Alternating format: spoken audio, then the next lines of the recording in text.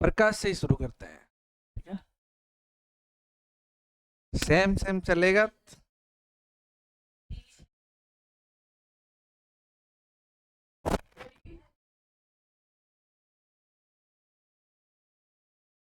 बराबर चले, कौन सा पार्ट पूरा करें?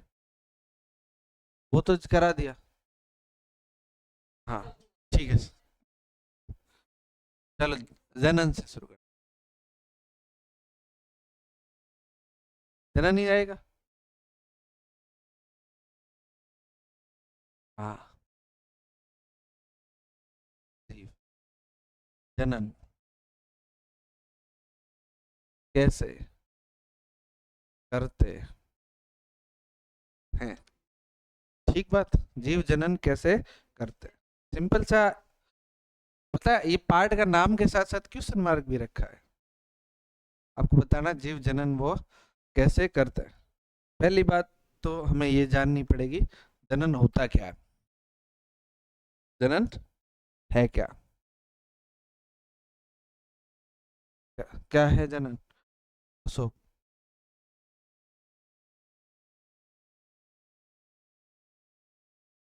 वो तो बहुत आगे की बात है। नहीं, नया जीव, जीव पैदा करना, ये जनन है। ये कह सकते हैं कोई जीव है, कोई जंतु है, वो अपने जैसा जैसा नया जीव पैदा करता है तो उसे अपन जनन कहते हैं। जनन सजीवों का लक्षण है या निर्जीवों का या दोनों का? दोनों का। दोनों का कैसे? सजीवों में ही तो जनन होता है। कुर्सी है निर्जीव, कुर्सी अपने जैसी जैसी एक नई कुर्सी थोड़ी पैदा कर सकती नहीं। जनन, अच्छा करते क्यों है जनन? इसलिए किया जाता है अपनी अपनी जाति, जाति मतलब, जाति मतलब बनाए रखना है। जाति का अर्थ क्या होता है? जाति मतलब जैसे कोई भैंस है तो भैंस उसकी जाति है, गाय है तो गाय उसकी जाति, लेकिन ये उसकी जाति। वैसे भी आप 11th में जाओगे तो आपको अलग अलग चीजें पढ़ने को मिलेगी, पढ़ी होगी आप लोगों ने, जाति, क्लास, वर्ग, गण, है कि नहीं है ऐसा। इसी तरह से आपके वैज्ञानिक नाम भी बनते हैं, जाति भी जुड़ती है। चलो, तो ये इसलिए जनन करते हैं। जनन जो है वो है कितने प्रकार का? तो एक तो है लैंगिक जनन, एक है अलैंगिक। देखो आपको पता है जीव जो है, जीव कोई भी जीव, जीव कितने प्रकार का होता है? जीव भी तो यूं देखे तो एक तो हो गया नर। अच्छा, आप एक कोशिकीय पे गए थे? नहीं, नर और एक, मेनली ये दो प्रकार है। नर को कह देंगे मेल, और ये फीमेल, नर और मादा, नर तथा मादा।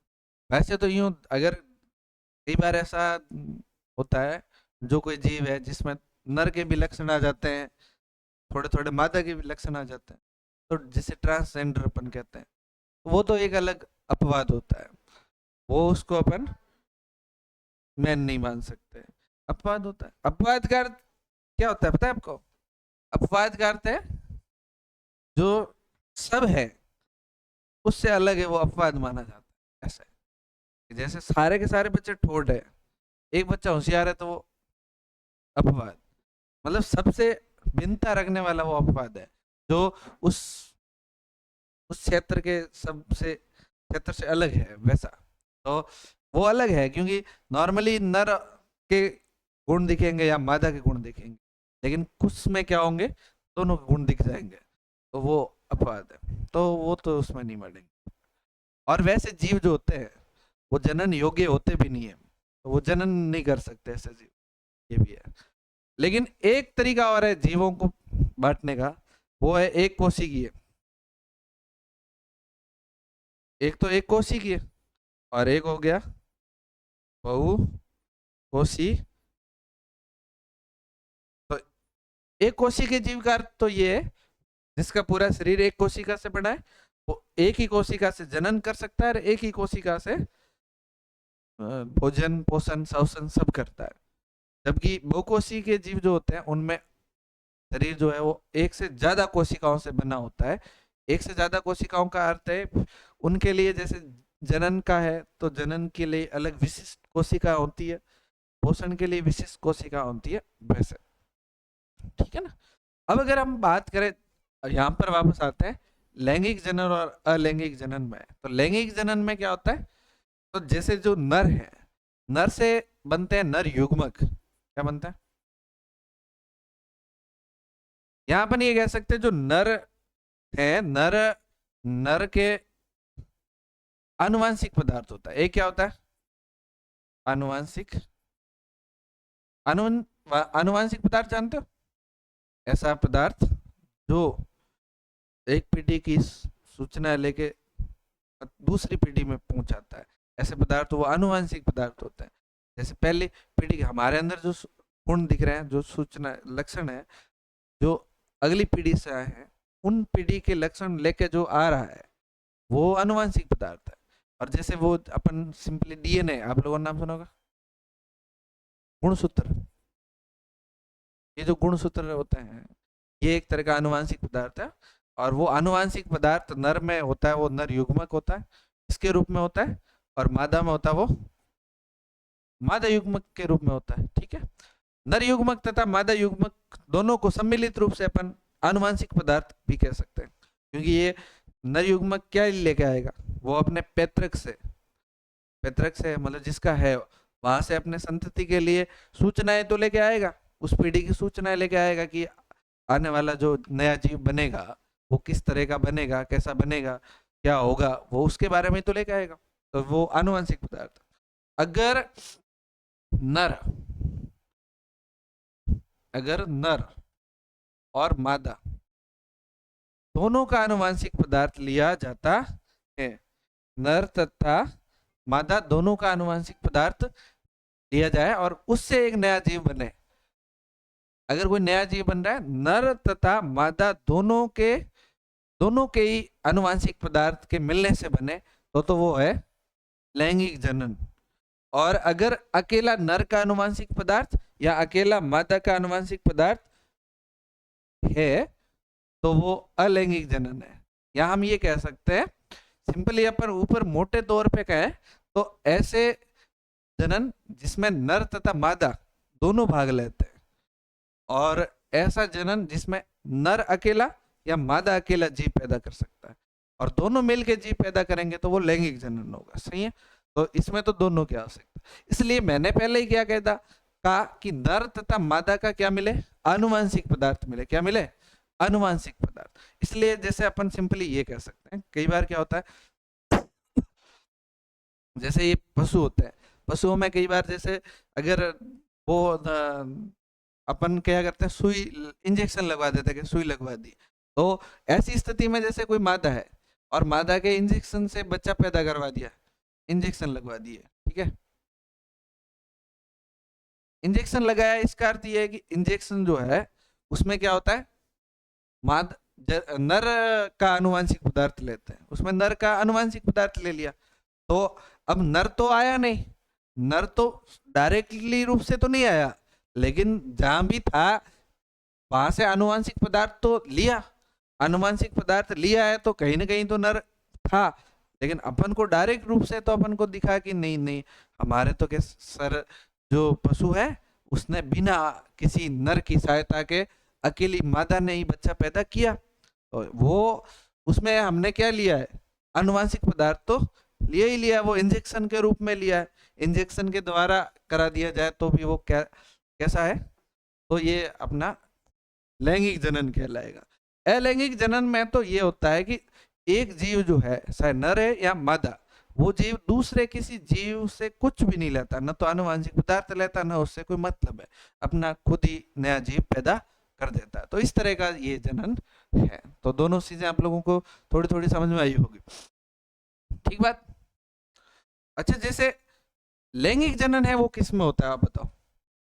जैसे भैंस में कौन सा होता होगा, लैंगिक या अलैंगिक? लैंगिक। जैसे बकरी, जैसे गाय। मानव के अंदर, मानव में लैंगिक जनन, नर तथा मादा दोनों के मिलने से ये बच्चा होता है। इसलिए कई बार जो भोपे से बच्चे पैदा करवाए जाते हैं, वो क्या लगता है? चलो, तुम्हें कई बार यूं भी लग सकता है कि भोपा सर अगर नर है तो नर और मादा का मामला कैसा, ये समझ में आ गया। लेकिन मादा है तो भोपी भी तो हो सकती है। तो लेकिन वो तो ऐसे ही विश्वास होता है, बाकी मेनली उसमें लॉजिक तो होता नहीं है। लोग जाते हैं आते हैं, बाकी कुछ होता नहीं। कई बार हो जाते हैं बच्चे, कई बार नहीं होते हैं। कई बार तो वेट करते रहते लगता है कि बच्चे होंगे होंगे। और कई बार आपको पता है ऐसा भी होता है, कई लोगों के बच्चे होते ही नहीं है, भूपे के पास जाते रहते हैं, पूरे जीवन तक बच्चे नहीं होते। तो उसके कई, आप जैसे 12th में जाओगे तो आपको इसके कारण पता चलेंगे क्यों नहीं होते हैं, क्या क्या समस्या हो सकती है। अगर नहीं होते हैं तो ऐसी स्थिति में क्या उपाय हो सकता है, ऐसा।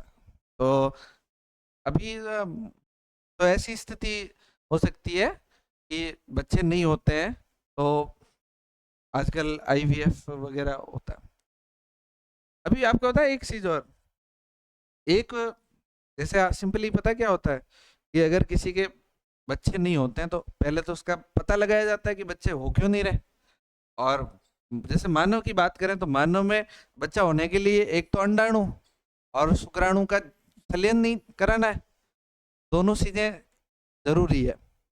तो अब जिस व्यक्ति का बच्चा करना है, उस व्यक्ति, उस नर का तो ले लेते हैं शुक्राणु, और जिसका महिला का बच्चा करना उस मादा का ले लेते हैं अंडाणु, और उसको बाहर कृत्रिम रूप से परख नली के अंदर करा देते हैं। तो ये हो जाएगा टेस्ट ट्यूब बेबी भी कहते हैं इसको।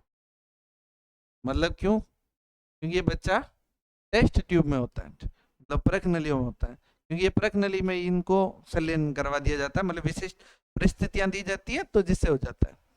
लेकिन अभी वर्तमान में बताए एक चीज और देखिए, एक चीज ऐसे अभी की, तो इसमें जिसका ये अंडाणु लिया है, जिस महिला का लिया, वो तो उसकी क्या हो जाएगी, माता, ये माता हो जाएगी। और जिसका शुक्राणु लिया वो उसका क्या हो जाएगा, मतलब बायोलॉजिकल रूप से तो वही पिता है और वही माता। ये अलग बात होती है, कई बार ऐसा भी हो सकता है कि किसी पुरुष के अंदर जो शुक्राणु होते हैं वो प्रबल नहीं होते हैं या शक्तिशाली नहीं होते हैं, काम के नहीं होते हैं, या बच्चे बना नहीं सकते हैं। तो ऐसी स्थिति में किसी दूसरे व्यक्ति के भी शुक्राणु लिए जा सकते हैं। तो ऐसी स्थिति मान लो किसी दूसरे व्यक्ति के लिए जाए तो उसका पिता तो बायोलॉजिकल रूप से तो वो कहलाएगा, लेकिन बाहर सामाजिक रूप से तो जिससे महिला की शादी हो रही है उसी को अपना पिता मानेगा। लेकिन वर्तमान में एक सिचुएशन ऐसी आई कि जैसे कई बार क्या होता है कि जो गर्भ है वो बहुत बार ठहरता नहीं है, ऐसी स्थिति में बच्चे बार बार मर जाते हैं, पैदा ही नहीं होते, उससे पहले ही मर जाते हैं। तो अभी उन्होंने ये, मैं देख रहा था कि जैसे ये अंडाणु है, इस अंडाणु में ये है डीएनए, डीएनए में भी डीएनए एक जो ऊर्जा देने वाला डीएनए होता है अलग, और एक है जो आनुवंशिक पदार्थ लेके आ रहा है ये आनुवंशिक पदार्थ वाला, इसको माइटोकॉन्ड्रियल डीएनए कहते हैं, ऐसा कुछ। तो ऐसी स्थिति में जैसे जो ये अंडाणु है वो शक्तिशाली नहीं है, इसके अंदर पावर नहीं है, यानी कि ऊर्जा की कमी है। तो ऐसी स्थिति में ऊर्जा की कमी होने की वजह से गर्भ ठहरता नहीं। तो फिर वैज्ञानिकों ने पता क्या किया, वैज्ञानिकों ने ये किया कि ये जो इस महिला का अंडाणु लिया और एक दूसरी महिला का अंडाणु लिया, ये दूसरी महिला का अंडाणु, और अंडाणु में क्या है, डीएनए, और डीएनए में भी दो प्रकार का, एक तो ऊर्जा वाला और दूसरा वाला जो आनुवांशिक पदार्थ लेके आ रहा है। आनुवांशिक पदार्थ का अर्थ है कि जैसे जो जो लक्षण है हमारे, जो बाहर से लक्षण दिख रहे हैं या अंदर के लक्षण है, व्यवहार है हमारा, वो सब हमारे हमारे पूर्वजों से आ रहा है, डीएनए से आ रहा है। तो ये क्या कर किया इन्होंने कि जो ये ऊर्जा वाला डीएनए ना, ये दूसरी महिला के अंडाणु का, ये इन्होंने इसमें डाल दिया और ये वाला हटा के बाहर फेंक दिया। तो बताओ इस, अब ये अंडाणु हो गया नया, मतलब वही है, लेकिन इसमें एक तो ये थोड़ा डीएनए इस वाले का, और एक डीएनए ये कौन सा, ऊर्जा वाला डीएनए दूसरे का डाला, और दूसरे वाला डीएनए कौन सा, जो आनुवांशिक पदार्थ लेके आ रहा है, मतलब जो उसका रंग अपने मम्मी जैसा होगा या नहीं होगा, या उसका मतलब सारे लक्षण उसके जो आएंगे ना, वो तो ये बताओ हमने कौन सा डीएनए सेंस किया, सिर्फ ऊर्जा वाला, हमने सिर्फ ऊर्जा वाला डीएनए सेंस किया, और दूसरा वाला डीएनए कौन सा, आनुवांशिक पदार्थ वाला, दो डीएनए मिल गए। अब कोई दूसरा अपने इसके इस पर मिल गया तो ये बच्चा बन जाएगा, और बच्चा बनेगा तो तुम्हें पता चलेगा इसकी माँ कितनी होगी, बायोलॉजिकल रूप से 2 माह, इसकी बायोलॉजिकल रूप से 2 माह हो जाती, क्योंकि इसमें जो डीएनए है ना, डीएनए 2 माह का डीएनए आता है, एक बाप का भी डीएनए आता है यूं तो, पर माता का बात करें तो 2 माताओं का डीएनए आता है। क्यों? क्योंकि एक तो ये ऊर्जा वाला डीएनए जो है वो दूसरे से आया, और ये तकनीकी अभी अभी नहीं ऐसे लॉन्च हुई, जबकि आनुवांशिक गुणों वाला डीएनए वो उसी ओरिजिनल माँ का होता है, जिससे वो बच्चा दिखेगा करेगा उसमें कोई फर्क नहीं आएगा, वो दिखेगा करेगा सब अपने माँ बाप के जैसा ही, लेकिन सिर्फ ऊर्जा जो है वो उसमें कम थी, कोई अन्य महिला है जिसमें ऊर्जा बहुत ज्यादा थी, तो उसका भी उसका डीएनए इन्होंने ले लिया। हेलो, हाँ जी, हाँ, कोई बात नहीं, सूचित नहीं किया तो बाद में फोन करता हूँ मैं क्लास,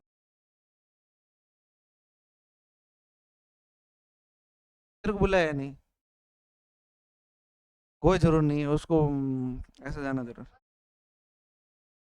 काम, काम ये है वहां पर जाके साफ सफाई करनी है, वॉशिंग मशीन लानी है, काम ही है, वैसा ही काम है, तुझे लगा कोई लड्डू वड्डू मांटने मेरे पीछे रह जाओ ना, ऐसा काम नहीं है।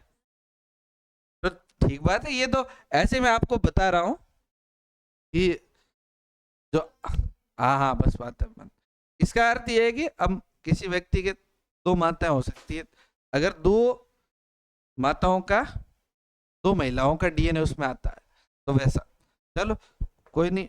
तो अगर इसका अर्थ है कि एक जीव में 3% का डीएनए आ रहा है, 3 जीवों का,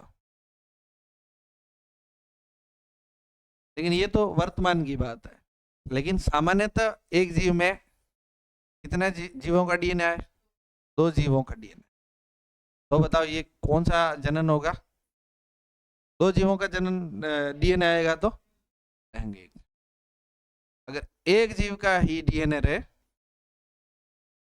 एक जीव है उसमें 2 का आएगा तो लैंगिक, एक जीव का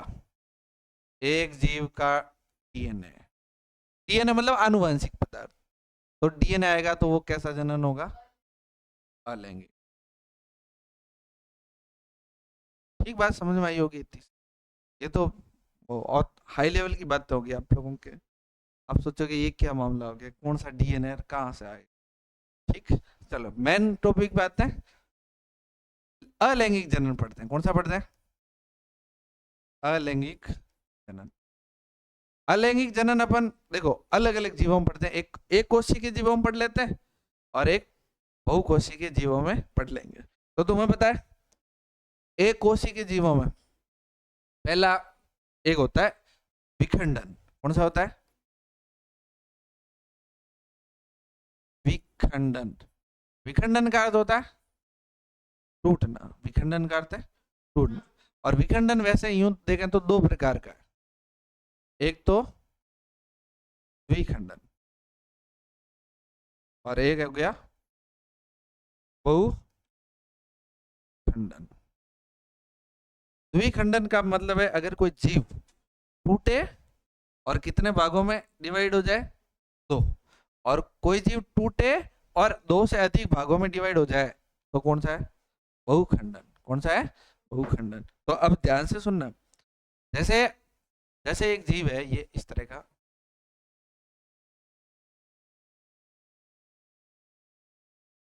ये कौन सा जीव माना जा सकता है, अमीबा। आप देख के ही पता लगा सकते, अमीबा की आकृति आकार वगैरह तो फिक्स होता है नहीं है, नहीं होता। तो ये जीव क्या करता है, ये अपना जनन जनन कैसे करता है, अमीबा का हमने पोषण भी अलग से पढ़ा था और इसका जनन भी अलग से पढ़ना। ये क्या करता है, ऐसे पहले तो ये इस तरह का अपना केंद्रक का विभाजन करता है। ये जो केंद्रक है ये इसका विभाजन होने की और होता है, यानी केंद्र का विभाजन करना चाहता है और थोड़ा सा ये इस साइड से भी छोटा होना शुरू होता है। और उसके बाद ये इस तरह से केंद्र का विभाजन हो जाता है। उसके बाद किसका विभाजन हो जाए, केंद्रक, दो केंद्रक बन गए। पहले किसका विभाजन होता है, केंद्रक का। और फिर ये यहाँ से ऐसा होना शुरू हो जाता है, फिर ये यहाँ से टूट जाता है, ये अलग जीव हो गया और ये वाला अलग जीव। तो बताओ, ये इतना सा आपको पूछा जाए अमीबा में जनन, तो बस ये फोटो आपको ध्यान में आना चाहिए कि पहले तो एक जीव है अमीबा, और अमीबा फिर आगे टूट के पहले तो केंद्र का विभाजन करना शुरू करता है और फिर केंद्र का विभाजन करता है और इसके शरीर में एक खांच उत्पन्न होती है। इसको अपन खांच कहते हैं या प्लेट भी कहते हैं, कई बार खांच उत्पन्न होती है। और उसके बाद केंद्र का विभाजन हो जाता है और केंद्र, दो केंद्रक बन जाते हैं। एक केंद्र की जगह अब कितने बन गए, दो। और फिर जीव दो अलग हो जाता है। तो इतना सा सिंपल सा जनन है। और ये कितने कितने हो गए इसके, दो, दो टुकड़े हुए, इसका अर्थ है ये द्विखंडन है। और द्विखंडन एक जीव में और में पाया जाता है, लेस मानिया के अंदर पाया जाता है। कौन से में, तो बता, लेस मानिया। इस तरह का एक जीव है, एक छोटी भी होती है इसके, है छोटी है। अच्छा, जैसे आपको पता है इसमें तो छोटी बीजी है नहीं, इसका भी आकार भी फिक्स है नहीं, इसलिए ये तो ऐसे भी कट सकता है, ऐसे भी कट सकता है, ऐसे भी कट सकता है, कैसे भी कट सकता है दोनों भागों। लेकिन अब आप मान लो ये ऐसे कटा है, राइट, ये ऐसे भी तो कट सकता था, कैसे भी कट सकता है। लेकिन इसमें क्या है, इसके है चोटी, तो इससे इसको एक फिक्स नियत तल से कटना पड़ेगा। ऐसा नहीं, ये ऐसे नहीं कट सकता। ये क्यों नहीं कर सकता, ये ऐसे कटेगा ना तो इसके ये छोटी ऊपर वाले को जाएगी, नीचे वाले को आएगी नहीं। तो फिर तो एक को छोटी आया एक को नहीं आया, तब तो मामला गड़बड़। तो इसलिए इसको ये एक नियत तल से इस साइड से ही करता है। तो इसमें क्या होता है, सबसे पहले ये इस तरह का जीव है, पहले तो नीचे से ये थोड़ा सा टूटना शुरू होता है और एक चोटी तो है ही है और एक थोड़ी सी दूसरी चोटी भी उगना शुरू करती है। फिर ये नीचे से, और ये केंद्रक भी होता है इसमें ना, ये केंद्रक भी थोड़ा विभाजित होना शुरू होता है। फिर ये इतनी, और ये छोटी बड़ी बन जाती है और इधर वाली छोटी बड़ी बन जाती है। इसमें केंद्रक का भी विभाजन हो जाता है और आगे जाके फिर ये यहाँ से टूट जाएगा। तो ये एक इधर वाला जीव अलग हो जाएगा, इधर वाला, इसलिए आगे जाके एक जीव, एक ये और एक, दो जीव बन जाएंगे। इस तरह का ये जीव लेस मानिया में होता है। हालांकि ये अलग से इनको बहुत कम पूछा जाता है, ये तो इसमें यही पूछा जाता है कि लेस मानिया में कौन सा जनन पाया जाता है, ऐसा पूछा। तो कौन सा पाया जाएगा, विखंडन, और विखंडन ऑप्शन में नहीं हो तो द्विखंडन। मेनली इसको द्विखंडन बोल सकते हैं, लेकिन द्विखंडन है किसका भाग, विखंडन। अगर ऑप्शन में द्विखंडन हो ही नहीं तो कौन सा लिखोगे, विखंडन। कितने टुकड़े होते हैं इसके, दो ही होते हैं, तो ये है। ठीक है, बहुखंडन पाया जाता है क्या, इसमें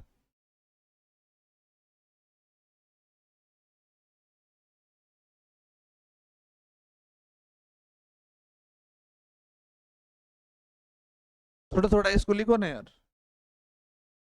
क्या टाइम हुआ? टाइम तो हुआ है।